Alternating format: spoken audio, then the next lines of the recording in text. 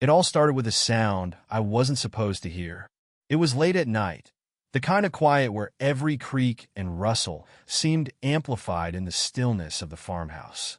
I had just turned off the TV and was heading to my room when I heard it, a low, muffled laugh coming from the kitchen. Curious, I stepped closer, careful to keep my footsteps light. The door was cracked open just enough for me to see inside. My stepmother, Rebecca, was sitting at the table, leaning in close to someone. Her hand rested on his arm, her fingers brushing lightly against his sleeve. My heart sank. It was my father's chair she was sitting in, but he wasn't the one across from her. The man at the table was a stranger to me, but he clearly wasn't a stranger to her. He smiled at her like he knew her intimately, and the way she looked at him made my stomach churn. There was a softness in her gaze, a playful energy I hadn't seen in her before. I couldn't move, couldn't speak. My mind raced as I tried to make sense of what I was seeing. Rebecca was always so composed, so poised. She had a way of making everyone feel like she was untouchable. But here, in the dim light of the kitchen, she was different. And then she laughed again, her voice low and intimate, and my chest tightened. I slipped away before they noticed me, my heart pounding as I climbed the stairs to my room. I didn't sleep that night. Every time I closed my eyes, I saw her face, heard her laugh, felt the weight of betrayal settling over me like a stone. The next morning, I couldn't look at her. She moved around the kitchen with her usual grace, pouring coffee and humming softly to herself like nothing had happened. My father sat at the table, reading the paper, completely unaware. I wanted to say something, to call her out, but the words caught in my throat. Instead, I grabbed my breakfast and left the house. The image of her with that man burned into my mind. Days passed, but the memory didn't fade. If anything, it only grew sharper, more vivid. And then, just when I thought it couldn't get worse, I noticed something else, something that made my skin crawl. Rebecca had started spending a lot of time in the barn. At first, I thought nothing of it. She'd always loved the horses, often going out to brush them or feed them carrots. But this was different. She would disappear for hours at a time, slipping away without a word. And when she came back, there was a strange look in her eyes, a flush to her cheeks that I couldn't ignore. I told myself I was overthinking it, that I was letting my imagination get the better of me. But the unease in my chest wouldn't go away. One night I decided to follow her. It was late, close to midnight, when I saw her slip out the back door. She moved quickly, her silhouette barely visible in the moonlight as she made her way across the yard to the barn. I waited a few moments before following, keeping to the shadows. When I reached the barn, the door was slightly ajar, and a faint light spilled out into the dark. I crept closer, my heart pounding in my chest. Inside, I could hear the soft rustle of hay and the low murmur of Rebecca's voice. I peeked through the crack in the door, my breath catching in my throat. Rebecca was standing in the middle of the barn, her hand resting on the flank of our largest horse, Thunder. She was speaking softly to him, her voice low and soothing, but there was something about her tone that made my stomach churn. The horse shifted, his massive frame casting long shadows on the barn walls. Rebecca's hand moved along his side, her fingers trailing over his coat in a way that seemed almost intimate. My mind raced, trying to make sense of what I was seeing. I wanted to call out to her, to demand an explanation, but I couldn't move. Something about the scene was wrong, deeply wrong, and every instinct in my body told me to stay hidden. And then she laughed, a soft, breathy sound that sent a shiver down my spine. I backed away, my heart racing as I stumbled into the night. The cold air hit me like a slap, but it did little to clear my head. What the hell was going on? I barely slept that night, my mind spinning with questions I couldn't answer. Rebecca's laughter echoed in my ears, mixing with the image of her hand trailing along Thunder's side. There was something unnatural about it, something that didn't sit right. By morning, the unease had settled into a dull ache in my chest. Rebecca moved through the kitchen as usual, her face calm, her voice cheerful. But I couldn't shake the feeling that there was a shadow hanging over her, a secret she was carefully hiding. That evening, I decided to confront her. I waited until my father was out running errands, leaving the two of us alone in the house. She was sitting in the living room, a glass of wine in her hand, when I walked in. "Rebecca," I said, trying to keep my voice steady. "Can we talk?" She looked up at me, her eyebrows arching slightly. "Of course, Jake. What's on your mind?" I hesitated, my palms sweating. I saw you last night," I said finally. "In the barn." Her expression didn't change, but I saw her fingers tighten around the stem of her glass. "Oh," she said casually. "And what exactly did you see?" "You know what I'm talking about," I said, my voice firmer now. "You've been sneaking out there for weeks. What's going on?" For a moment, she said nothing.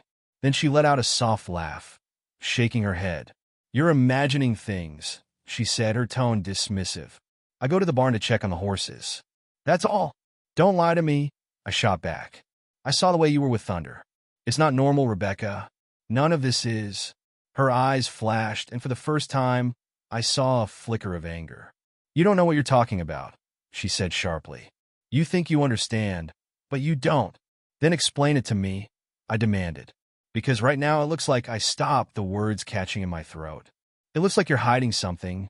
She stood up, her movements quick and deliberate, and set her glass down on the table. "You're reading too much into this," she said, her voice calmer now. "Thunder is just a horse, Jake. That's all he is." Her words should have reassured me, but they didn't. There was something about the way she said it, something too deliberate, too rehearsed. I could feel the weight of her lie pressing down on me. "Then why do you act like this around him?" I asked, my voice trembling. "Why do you spend so much time in the barn at night?" Rebecca's gaze hardened, and she took a step closer to me. "You need to let this go," she said firmly. "It's none of your business." "It is my business," I said, standing my ground. "You're my stepmother, my father's wife. If something's going on, he deserves to know." Her expression darkened, and for a moment, I thought she was going to yell. But then she took a deep breath, her shoulders relaxing slightly. "You don't understand," she said softly, her voice almost pleading. "It's not what you think." Her words sent a chill through me, but before I could press her further, she turned and walked away, leaving me alone in the living room. I stood there for a long moment, my mind racing. Whatever she was hiding, she wasn't ready to tell me. But that didn't mean I was going to stop looking for answers. The next few days were a blur. I tried to keep my distance from Rebecca, but my curiosity only grew stronger. Every time I saw her, I couldn't help but wonder what secret she was keeping. And then one night, I saw her slip out of the house again. This time, I was ready. I followed her across the yard, keeping to the shadows as she made her way to the barn. The moonlight cast a pale glow over the scene, and I felt my chest tighten as I watched her disappear inside. I waited a moment before creeping to the door, careful not to make a sound. Inside, the barn was dimly lit by a lantern hanging from a beam. Rebecca was standing in the middle of the room, her back to me, her hand resting on Thunder's side. She was speaking softly to him, her voice low and soothing, but I couldn't make out the words. The horse shifted, his hooves scraping against the floor, and I felt a shiver run down my spine. Rebecca's hand moved along his flank, her touch slow and deliberate, and she leaned in closer, her forehead almost brushing against his coat. I stepped back, my stomach churning. The scene in front of me was almost too much to process, and every instinct screamed at me to leave. But I couldn't. I had to know. "Rebecca," I said finally, my voice trembling. She froze, her body stiffening as she turned to face me. Her expression was a mixture of shock and anger, and for a moment, neither of us said a word. "What are you doing here?" she demanded, her voice sharp. "I could ask you the same thing," I shot back. "What the hell is going on, Rebecca?" She hesitated, her eyes flicking to Thunder before returning to me. "You shouldn't be here," she said quietly. "This isn't your place." "It is my place," I said, my voice rising. "I live here too, remember? And I'm not leaving until you tell me the truth." Rebecca's eyes narrowed, her jaw tightening as she stood there, caught between the horse and me. The barn was deathly quiet, save for the faint sound of Thunder shifting his weight. My chest heaved as I waited for her to speak, but she just stood there, the flickering lantern casting strange shadows across her face. "You don't want the truth," she said finally, her voice cold. "You think you do, but you're not ready for it. Try me," I shot back, taking a step closer. Because right now, all I see is you sneaking out here in the middle of the night, acting like I stopped, the words catching in my throat. Like this is normal. Rebecca let out a bitter laugh, shaking her head. Normal, she repeated. You have no idea what normal even means, Jake. Then explain it to me, I demanded, my voice rising. Because from where I'm standing, it looks like you've lost your mind. Her gaze hardened, and she crossed her arms over her chest. You want to judge me? She said sharply. Go ahead, but don't pretend you understand. Understand what? I asked, throwing my hands up in frustration. That you're cheating on Dad? That you're doing whatever this is with Thunder? Because none of it makes any sense, Rebecca. Her expression shifted then, her anger giving way to something else, something darker. You don't know what you're talking about, she said quietly. And you never will. Her words sent a chill through me, but I refused to back down. Then make me understand, I said, my voice trembling. Because if you don't, I'm going to tell Dad everything. The threat hung in the air between us, heavy and unspoken. For a moment, I thought she was going to lash out, to yell or shove me out of the barn. But instead, she let out a slow breath, her shoulders slumping. You wouldn't, she said finally, her voice barely above a whisper. Try me, I replied, my fists clenched at my sides. Rebecca hesitated, her eyes flicking to Thunder and then back to me. Fine, she said, her tone icy. You want to know the truth? Stay. Watch. But don't say I didn't warn you. Her words sent a fresh wave of unease through me, but I held my ground. Rebecca turned back to Thunder, her movements slow and deliberate. Her hand brushed against his side, her fingers trailing along his coat in a way that made my stomach churn. Rebecca, this is insane, I said, my voice trembling. You don't have to do this. She ignored me, her focus entirely on the horse. The barn seemed to grow darker, the lantern's light dimming as if the air itself was holding its breath. Thunder shifted, his massive frame looming over her as she leaned in closer. My chest tightened as I watched her, my mind racing with questions I couldn't bring myself to ask. What was she doing? Why was she acting like this? And why couldn't I look away? Rebecca placed both hands on Thunder's side, her fingers splayed against his coat. Her lips moved, but her words were too soft to hear. The horse let out a low, rumbling sound, almost like a growl, and I felt the hairs on the back of my neck stand on end. I wanted to stop her, to grab her and pull her away, but my feet felt rooted to the ground. All I could do was watch as she pressed her forehead against Thunder's side, her breath coming in shallow gasps. Rebecca, I said again, my voice barely above a whisper. Stop this. Please. She didn't respond. Her body was tense, her movements slow and deliberate, as if she were performing some kind of ritual. The horse shifted again, his hooves scraping against the floor, and I felt my stomach twist. What's wrong with you? I demanded, my voice cracking. This isn't normal, Rebecca. This isn't right. She turned to face me then, her green eyes flashing with anger. You think you're so righteous, she said, her voice trembling. So perfect, but you don't know what it's like to feel like this. Like what? I asked, my frustration boiling over. Like you're losing your mind? Rebecca flinched at my words, her gaze dropping to the floor. For a moment, I thought she was going to break, to finally admit that something was wrong. But then she straightened, her expression hardening. You'll never understand, she said coldly. So stop trying? Her words hit me like a punch to the gut, and for the first time I felt truly helpless. Rebecca turned back to Thunder, her hands brushing against his side, as if I wasn't even there. The barn seemed to close in around me, the air heavy with an unspoken tension. I took a step back, my chest tightening as I struggled to breathe. Fine, I said finally, my voice hollow. If this is what you want, I'm done. Rebecca didn't respond. She didn't even look at me. Her focus was entirely on the horse, her fingers tracing slow, deliberate patterns along his coat. I turned and walked out of the barn, the cold night air hitting me like a slap. My mind was a whirlwind of emotions. Anger, confusion, fear. I didn't know what I just witnessed, but one thing was clear. Something was deeply, deeply wrong. The barn loomed in the distance, its shadow long and foreboding under the pale moonlight. Even as I walked away, my chest felt tight, and my mind raced with everything I had seen and heard. Rebecca's words, her behavior, the way she had touched Thunder, it all felt wrong, like a puzzle I couldn't solve. But I couldn't let it go. Not yet. The next morning, I decided to keep an eye on her. If Rebecca thought I was done, she was wrong. There had to be an explanation for what I'd seen, something that would make sense of her behavior. But the more I watched her, the less sense it made. She moved through the house as if nothing had happened, chatting with my father, smiling as she made breakfast. But there was a tension in her movements, a nervous energy that betrayed her calm exterior. And when she thought no one was watching, her gaze would flick toward the barn, her expression distant. That evening, I made up my mind. If Rebecca wouldn't tell me the truth, I'd find it myself. I waited until she disappeared into her room, then slipped out of the house and made my way to the barn. The door creaked open, and the familiar smell of hay and wood filled the air.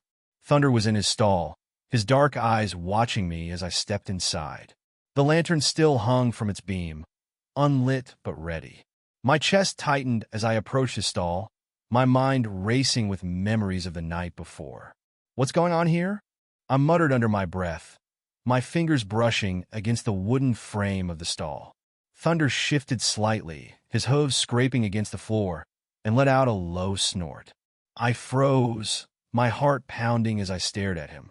There was something about his gaze, the way he watched me, that sent a shiver down my spine. "Thunder," I said softly, my voice trembling. "What is she doing to you?" The horse didn't respond, of course, but the weight of the moment pressed down on me, and I felt a knot tighten in my stomach. I reached for the lantern, my hands shaking as I lit it and held it up, casting light into the shadows. That's when I saw it. The hay in Thunder's stall was disturbed, trampled down in a way that suggested more than just his movements. The walls of the stall bore faint marks, scratches that didn't seem accidental. My stomach churned as I stepped closer, the lantern's glow flickering over the scene. "What is this?" I muttered, my breath catching in my throat. Suddenly, I heard the sound of footsteps behind me. I spun around, the lantern shaking in my hand, to see Rebecca standing in the doorway. Her face was pale, her eyes wide with a mixture of anger and fear. "What are you doing here?" she demanded, her voice sharp. "I could ask you the same thing," I shot back, my chest heaving. "What the hell is going on, Rebecca?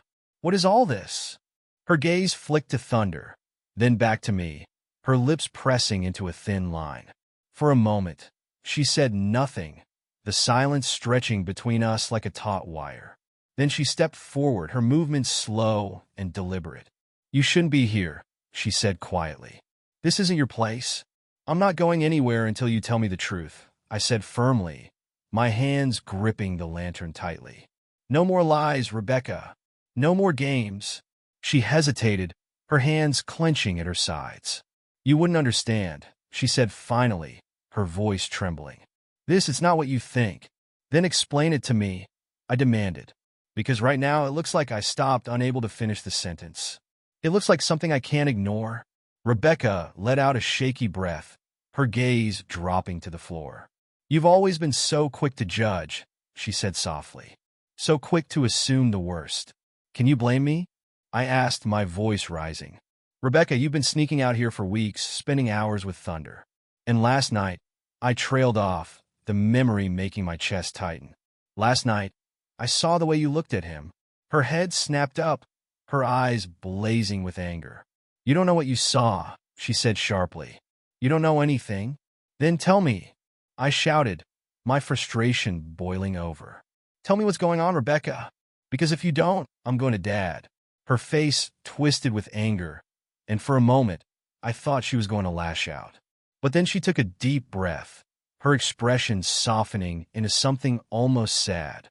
"You don't understand," she said quietly. "And you never will." With that, she turned and walked away, leaving me standing there in the barn, the lantern's light flickering around me.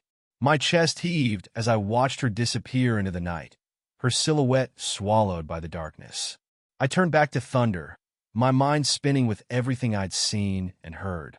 The horse stood silently in his stall, his dark eyes watching me with an intensity that made my skin crawl.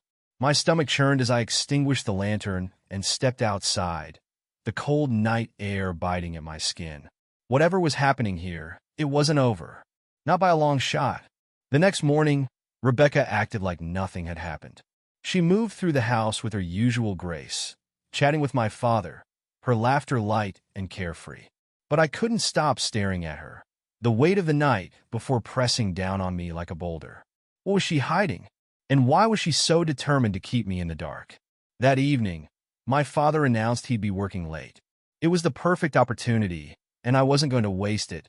As soon as the sun dipped below the horizon, I stationed myself near the barn, hiding in the shadows as I waited for Rebecca to make her move. She didn't disappoint.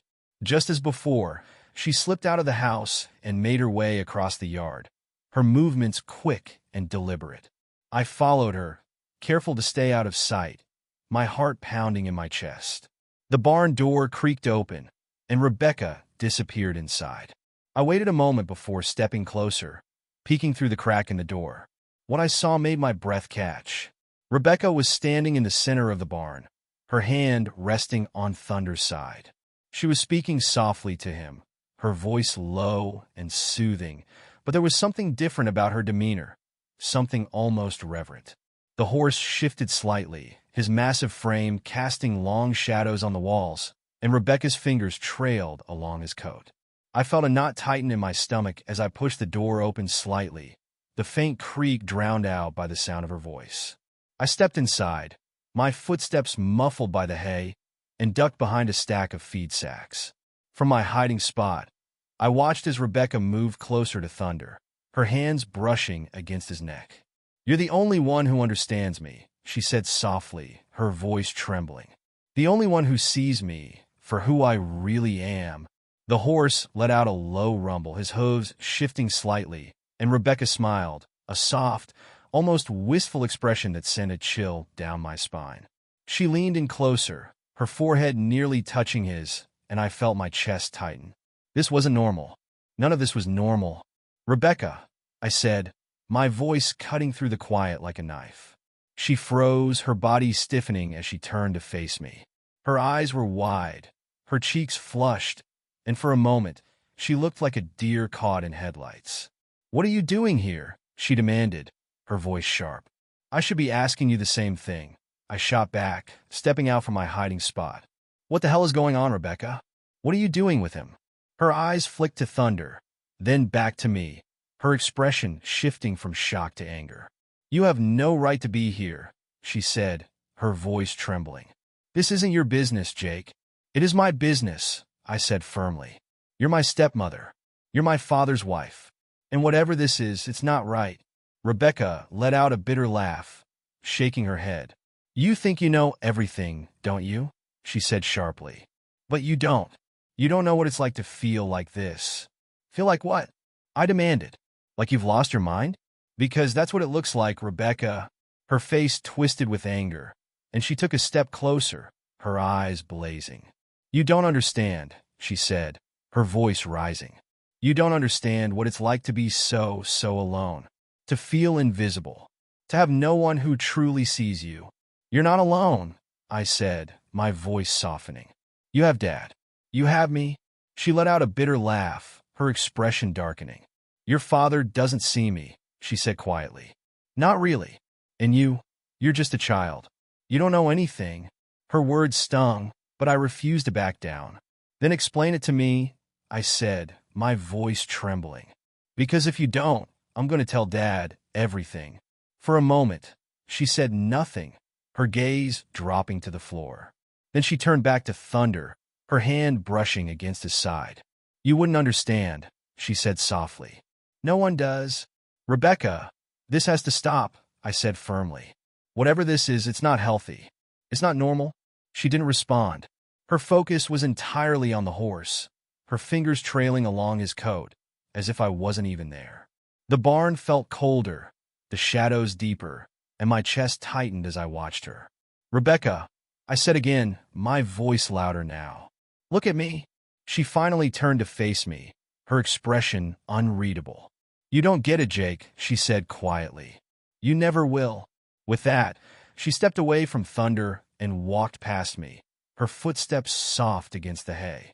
I stood there, frozen, as she disappeared into the night, leaving me alone in the barn with the horse. Thunder shifted slightly, his dark eyes watching me, and I felt a chill run down my spine. My mind raced as I tried to make sense of everything, but no matter how hard I tried, I couldn't shake the feeling that I was missing something important. Whatever was happening here, it wasn't over. Not yet. The barn was eerily quiet after Rebecca left. The only sounds were the faint rustling of hay and the soft, steady breathing of Thunder.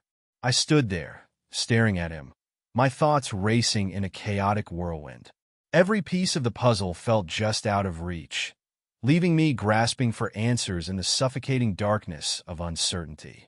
I took a step closer to Thunder, my hands trembling as I reached out to touch the wooden frame of his stall. He shifted slightly, his massive body looming in the faint light of the lantern. His dark eyes met mine, and for a moment, I felt as if he was trying to tell me something. "What is she doing with you?" I muttered under my breath, my voice barely audible. Thunder let out a low snort, his breath warm against the cool air, and the sound sent a shiver down my spine. The stall felt oppressive, the space between us charged with an energy I couldn't explain. My chest tightened as I backed away, the weight of the night pressing down on me like a lead blanket. I spent the rest of the night pacing my room, my mind replaying everything I'd seen. Rebecca's words, her actions, the way she had touched Thunder. It all pointed to something dark, something I wasn't sure I was ready to confront.